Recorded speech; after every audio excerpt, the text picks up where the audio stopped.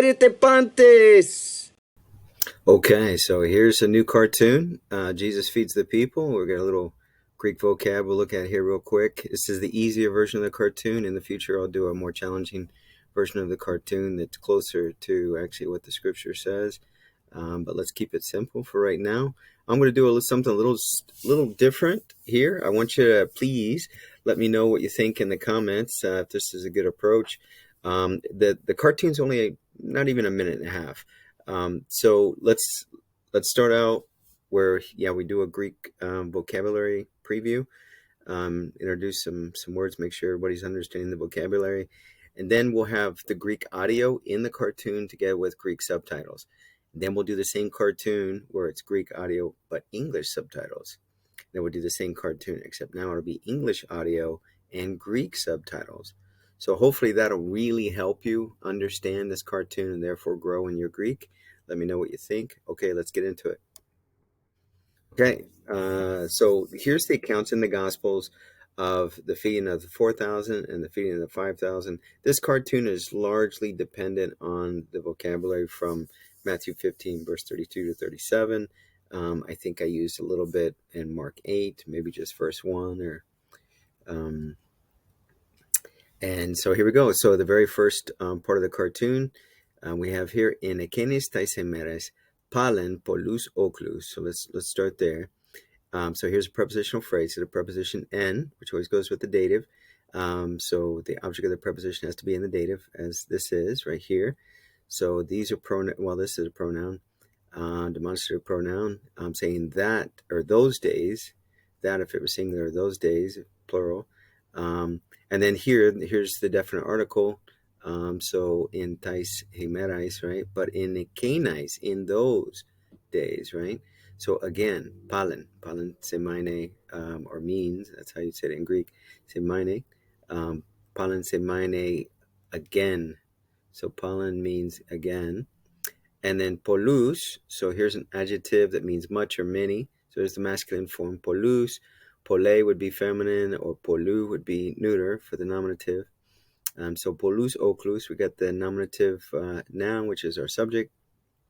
Here's our verb, estin, right? So polus oklus. So here oklus mean like, a crowd of people. So much crowd or many crowd, or sounds kind of strange in English, but we will see in the cartoon where we use this in a plural form, so it's like crowds, right? But even the idea of a crowd still conveys the idea of many people, so this is like very many people, right? Kai, so here's our conjunction, and uk eke, so it does not have. Broma, it's food, or sometimes they'll translate it as meat, but it's the idea of food in general, so broma ti. So it doesn't have the definite article, so it's not the food, right? It's just, with tea, it's kind of some food, right, to eat. So they don't have some food to eat. They didn't have any food to eat, probably a good way to say it in English. So then we go on, and we have O Jesus, Jesus, right? So words in Greek typically have the definite article. We wouldn't say the Jesus in English, but that's the way they said it in Greek. So O Jesus. Proskale tus mathetas autu. So Jesus called his disciples to, come towards him, or he called towards them. Kai lege, and he says, splagnizo my epiton oklon. Okay, so no, here's a middle passive form where splagnizo would be, literally splagnizo has to do with the same root. You can have nouns come out of this, and it has to do with your, like, the organs of your body, like your guts or your bowels or your whatever. And so it's interesting that this is used, because it is used before it's ever been used in the gospel, before it's ever used in the New Testament, by the Greeks, as the idea, and you might see where I'm going with this, as the idea of having mercy on someone. So basically, like your guts being like, wrenched or coming out of you to like have mercy, expression of mercy towards somebody. Well, that matches up very much with what Jesus did for us on the cross. And I just find that very interesting. So splagnizomai epiton oklon, so he had mercy upon the crowd. This is what he says. That's why it says kai lege ho Jesus lege. He says, right? Present tense, we're using present tense in this cartoon. That's why it's an easier version. Present tense, indicative mood. So he's having compassion upon the people. So hoti ede tres hemerai pros menusin.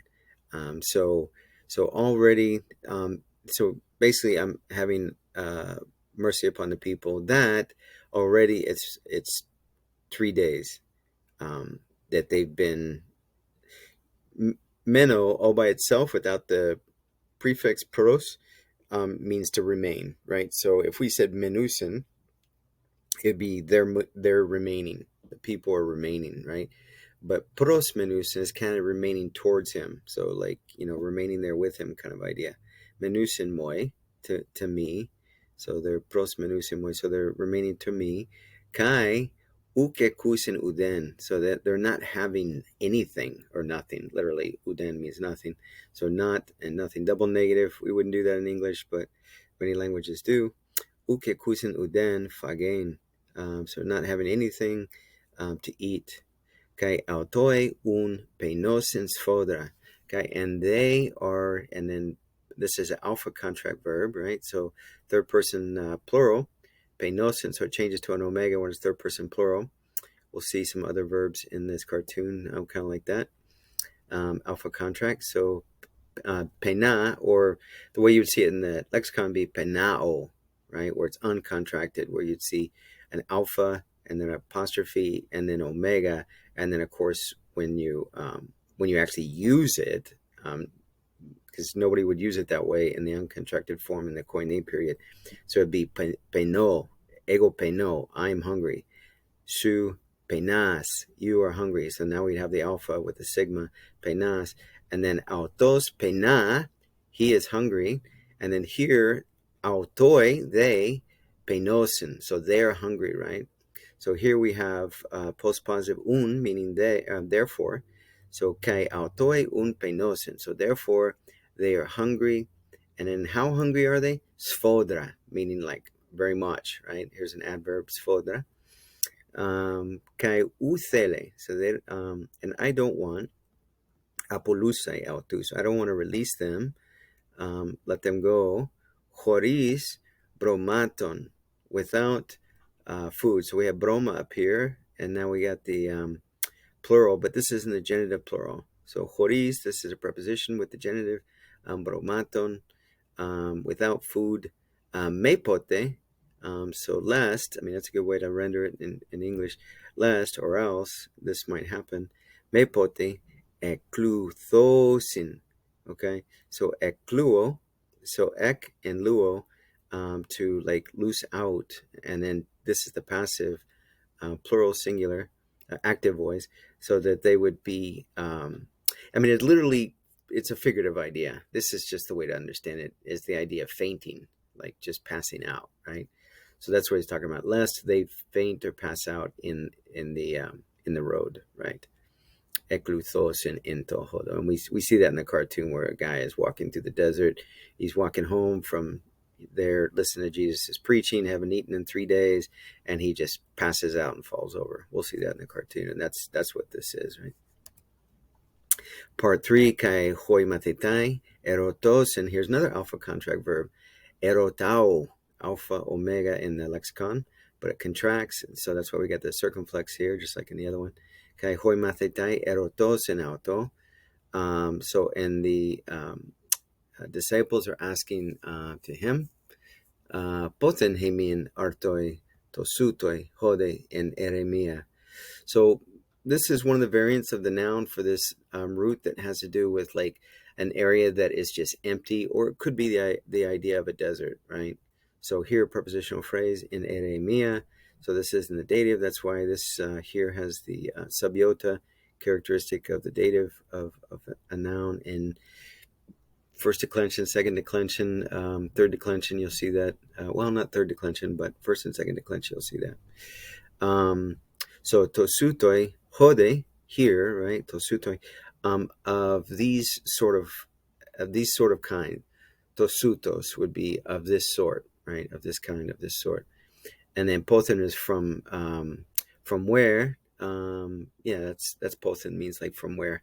Pothen ymín artoi, from where to us, artoi to sutoi, of this sort of bread, hode in eremia. And in other words, what they're talking about the quantity.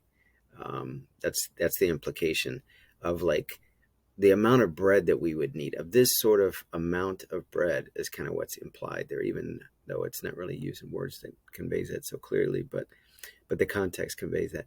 Hoste kortasai oklon tosuton. Yeah, so this sort of crowd, right? To fill them, kortasai. This kortazo, this is a sigma because it's alpha um, infinitive. So, or aorist infinitive, sorry, aorist infinitive. But the verb in the lexicon, it would be zdeta, right? Cortazo, zdeta omega, cortazo, to fill, and it's used quite often with like the feeding of cattle, right? But it's used. I mean, Jesus refers to his disciples as his people as being sheep, right? So I think that's the reason why it uses that verb rather than other ones that would be more used more often with feeding up people or filling up people, filling them up with food, so as to fill such a crowd is basically so as to hoste. Kai lege ho Jesus, postus artus ekete humes. So this is what he said. You can put that in quotes. Postus artus ekete humes. So how much bread? I mean, it's plural, so it's like how many loaves of bread really is the idea. But literally, if you'd say how how many breads, if you wanted to translate it literally, but the idea in English you would say loaves of bread, right? Ekete humes. So humes, pronoun you guys, of y'all, you plural, right? Ekete, and so here's echo, which I have. So here's y'all have, right? So this is, yeah, ho Jesus lege ho Jesus. So he says, and this is what he says, right? And then we go here down to the next part, hoi de matetai legusin. And so the disciples or the students are saying, this is what they're saying. Hepta artus. So 7 loaves of bread. Now, I didn't mention this is in the accusative, right? So since here's the verb and here's the direct object, and this verb uses a direct object in the accusative, that's what we got, right? And then the continuation, they're answering it that it also is going to be in the accusative, because even though they don't say hey mace ekomen, they're not saying that, but it's implied, right? Hey mace ekomen, that's why this would be in the accusative. Hepta artus. So that's the bread. Now what about the fish? Okay, oliga. So oligon is neuter singular for this, for a little bit, right? But this is the plural. So oliga, because it's going to be neuter, because the noun of the fish is neuter. This particular one, ichthudion. This particular one is neuter, and so this is the plural, neuter, right? Ichthudia. So oliga, ichthudia, and that'd be the accusative neuter. Okay, so then we go on, and this is what Jesus says. Now, in the Gospels, it's a narrative describing what he said, right? But the way the cartoon is, I made it into where Jesus is actually saying this. And this is the imperative of what's mentioned by the narrator in the third person sort of way, where here it's in the anapesein, so anapipto. So this is to fall again or fall up, which it kind of doesn't make sense. So it's the idea of recline, right? Even re from Latin means like ana means again, right? It means up or again. Ana can mean either one. So that's why we get re. And even with anastasis, which is ana there, anastasis means to stand up. It's translated as resurrection, re, right? Because again, it can mean ana, like that's the way I understand anastasis, to stand up, because that's the idea of the resurrection. You're lying down, you're sleeping. The New Testament uses the idea of sleep to refer to death, and then you stand up because you're brought to life, right? So anastasis, to me is the idea of stand up, but ana can also mean re, and that's why they've translated as resurrection. In other words, to be erect, but to happen again, right? So they say resurrection is the way they translate it, right? So here, anapesein is to recline, so basically that's the idea. I'm not going to go into this. This is basically a participle and the aorist participle and all that. We'll go into that in future videos, but this is what it's saying in the text that I'm drawing from. And so we're basically taking this and making it into an imperative. It's also in the aorist, just like this in the aorist. So it's anapesete. So that's, you guys, y'all recline, sit down and, lay back and, take it easy. Like they do that a lot. There's a lot of that kind of language. Even at the Last Supper, it's the idea they were reclining. That's the kind of language that is used. So this kind of words. So I don't know if it's this specific one. Anapipto is how you would see that in the lexicon. Pipto versus pesein or pesete, the root or the stem, changes to the aorist stem. But let's not go into that anymore in this cartoon. So, and then we got a prepositional phrase, epitengein. Where's my mouse? Epitengein. So epi, together with the accusative. It doesn't always have to be with accusative, but here, epitengein. So this shows motion. If they were already sitting on the ground, we would use the dative, epitege, right? But since it's an action for them to actually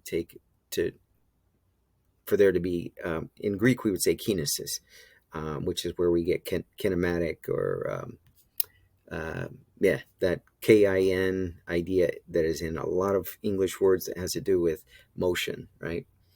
Kinetics or something like that. That's what we got. When we have, typically with the accusative in prepositional phrases, a lot of times there's motion involved. So it's about them actually not already sitting down, that'd be in the dative, but for them to actually have some motion upon something, right? So we got our verb telling them exactly what to do, and then this kind of continues the idea of there being motion.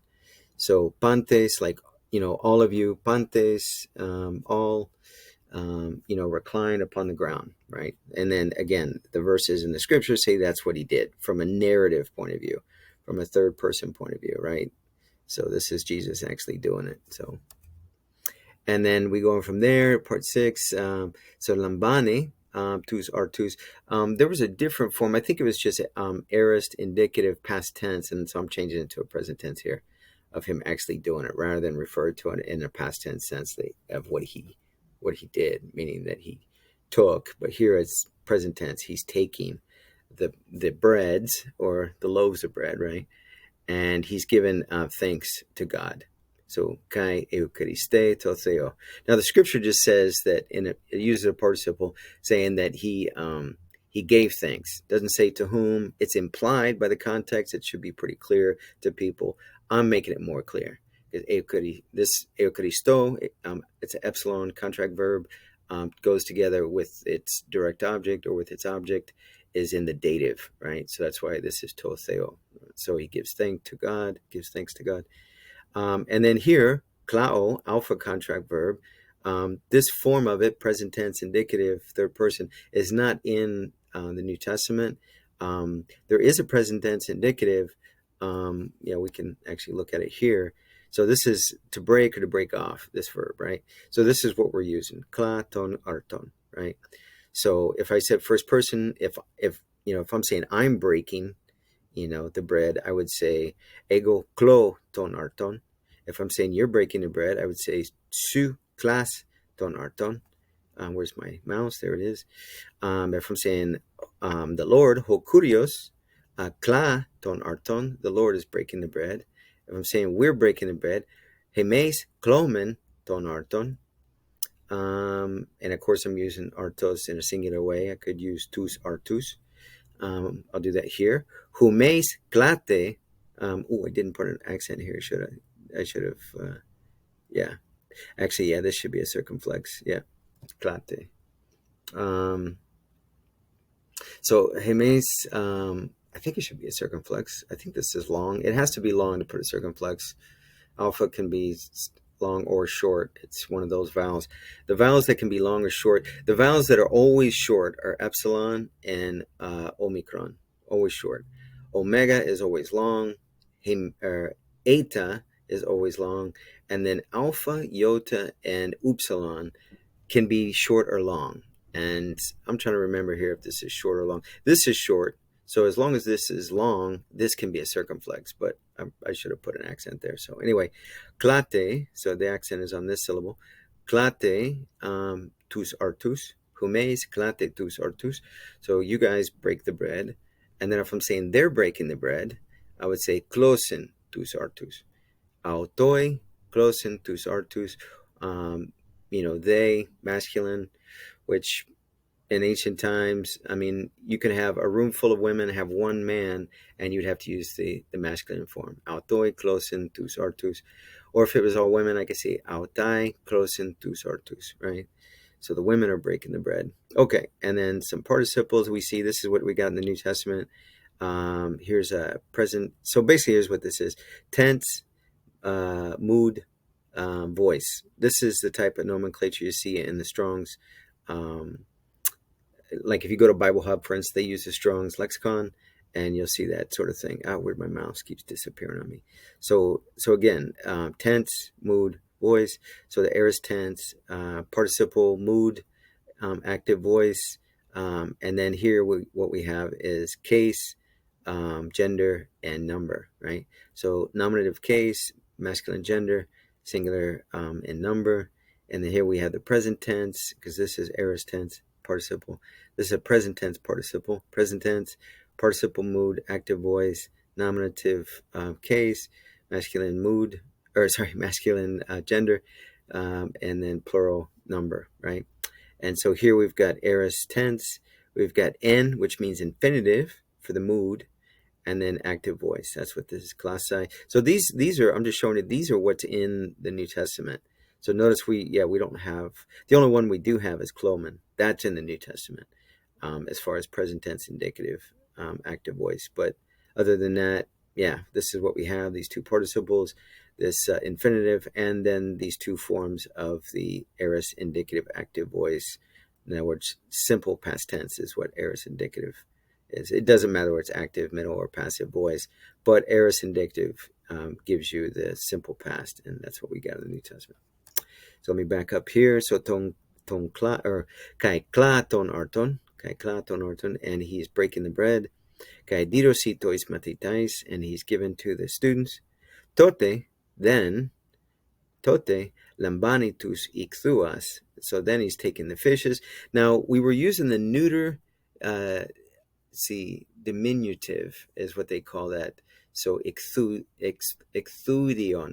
to ikthudion will be an example of a diminutive of a noun. So here's the actual noun before it's changed into the neuter diminutive. And it's ho ichthus. So upsilon sigma, ichthus, ho ichthus. That's the nominative form. This is the accusative plural, tus ichthuas, right? So even though up top, and this is the way it is in the gospel, they start out when they're talking, they're using it in the diminutive, and they're using it in the plural accusative, ta ichthudia. Ta ichthudia. Here they're using actually not the diminutive, but the regular noun that means fish. So diminutive means like the small little one, right? Of whatever the noun might be, right? So if you're familiar with Spanish, like a lot of times they'll take a noun and they'll say ito or cito at the end of it to make it kind of, to show that it's kind of little, even though there is an adjective, pequeño, that means small. And same here, we could say tus micrus ichthuas, or tus ichthuas, tus micrus. Micrus. So that means small, right? But this is just what a lot of languages do. They'll have a form of the noun to where it's like implied in the actual form of the noun itself, that it's a small version of it, right? So that's what we got here. So tote lambanitus ichthuas kai euchariste totheo, right? So the way the cartoon is laid out, and I just followed the path of the cartoon, even though the scriptures are relying on, it's like he's taken the bread and the fish together, and he's given thanks to God. The way the cartoon is laid out is first he takes the bread and he breaks it, and then he hands it, passes it to the disciples, and they distribute it. And then he takes the fish and he gives thanks to God, and then and then it's distributed. That's the way the cartoon is laid out. So I followed that path and putting the sentences in the present tense. So he's tote lambani. So then he takes the fishes, plural, right? Kai eŭcharistē toseo, and he gives thanks to God. And then hoide matetai. And they can sometimes mean and or but. You got to look at the context, and does it look like a contrasting context, or does it look like a continuation idea where it's, and. So, and the disciples, and so here's present tense for giving, because I think they use a different form of it in the New Testament from Matthew 15. So I just put it on the plural, so that's the disciples. In fact, the scripture in Matthew 15 doesn't even say the disciples, it just implies it, but I put it in so it's very clear. Hoi mathetai, hoi de mathetai, didoasin, and they're giving, present tense indicative, didoasin. So this is the didomi, noun, right? Didomi in the lexicon, I give. So ego didomi, su didos, autos didosi, hemes didomen, humes, let's see, dido, let's see, what is it? I'm trying to remember. It's the second person plural, didoate, I think, dido. I forget. But anyway, third person plural, didoasin. Here we go, where'd my mouse go? Tois oklois, yep, to the crowds. So now we used before, we had a ho oklos where it was singular, or ton oklon, maybe it was in the accusative case. But here we've got the dative plural case of ho oklos, but it's plural, right? So tois oklois, to the crowds, right? Okay, and let's see the last part here. Kai pantis hoi okloi esthiusin kai cortads dontai. Now for the verb esthio, which means to eat, or I eat. It's in this passage in Matthew 15. It's in the aorist form of that, where the stem completely changes. So it's phi, alpha, gamma, ephagon. But here it's present tense, estheusin. Kai pantis ho okloi, so all the crowds are eating, kai cortats dontai, and they're filled. Okay. Tote hoi matetai sun legusin to periseoma. So then the disciples, the students, are collecting, they're gathering, and then in the scripture, I think it's using a participle of the verb periseu, which ends in omega, the verb. This is a neuter noun from that root, and it just means the abundance, the overage, the extra. So they're collecting the extra, the amount remaining. Ton plasmaton. So plasma would be like from that same root for klao that we saw already, which was the alpha contract verb, klao. So this is plasma. So, and then the neuter or accusative, because it's a neuter noun, to plasma, right? The broken pieces, right? So ta klasmata would be either the neuter plural or the accusative plural for that noun. So this is the genitive plural. So ton klasmaton. So it's ton klasmaton, ton arton. So the broken pieces of the bread, right? But it's implied that it's ton arton. So it's implied that it's that it's bread. Kai airusin, and they're picking up, they're lifting. Airusin, it uses the past tense eiran, eta, rho, alpha, nu, in Matthew 15. But here we're using present tense, plural, airusin. And then what are they picking up? What are they lifting?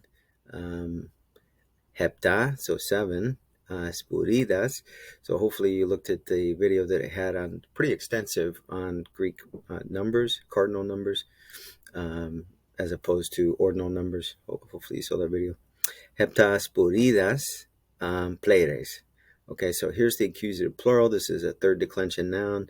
Spuris would be singular nominative. And so this is the accusative plural of that third declension noun. So spuris. So it's the, they're picking up the 7, it's some type of container filled with these pieces of the bread. I try to remember exactly what it is, but it's definitely a container. Pleires, so full. So this would be, just as this is the noun is the accusative plural, so this is also an accusative plural.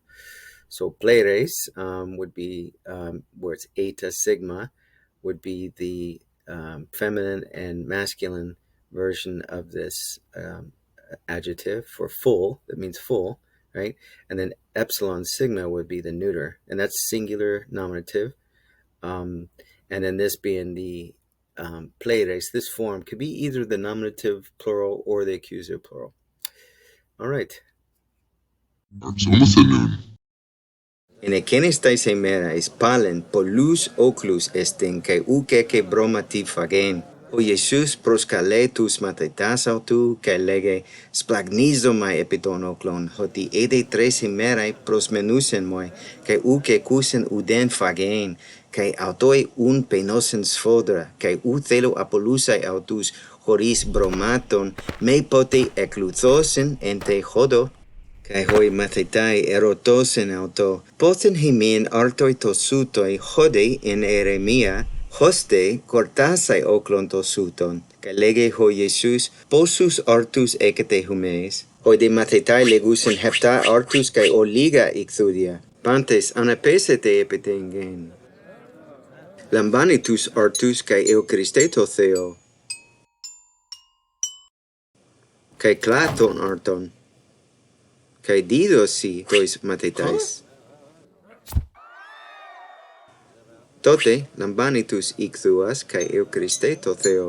Hoide matetai didoasin tois oklois. Kai pantes hoi okloi esthiusin kai cortats dontai. Tote hoi matetai sun legusin to periseoma ton klasmaton kai airusin heptas puridas pleires.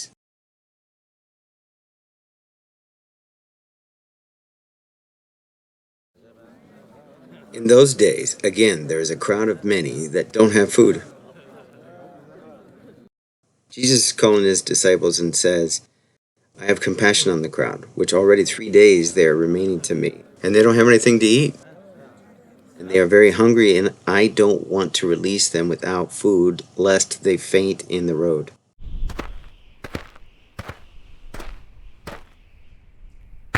And the disciples are asking him, from where, here in the desert, are we finding the sorts of loaves needed so as to fill such a crowd? And Jesus is saying, how many loaves do you have? And the disciples are saying, 7 loaves and a few fish. Everyone sit down and recline yourselves upon the ground. He takes the loaves and gives thanks to God, and breaks the bread and gives to the disciples. Huh? Then, taking the fishes, he gives thanks to God, and the disciples give to the crowd. And all the crowds eat and are filled. Then the disciples collect the leftovers, the abundance, of the broken pieces, and are picking up 7 baskets full.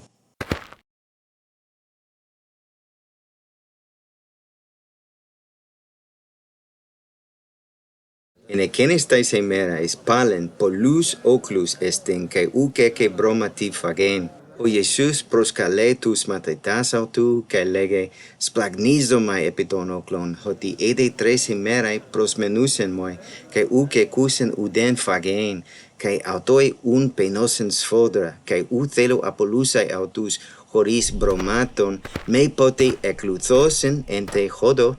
Kai hoi matetai erotosen auto, poten ὑμίν artoi to sutoi hode in eremia, hoste cortasai oklon to suton. Kai lege ho Jesus, posus artus ekete humeis. Hoi de matetai legusen hepta artus kai oliga ikthudia.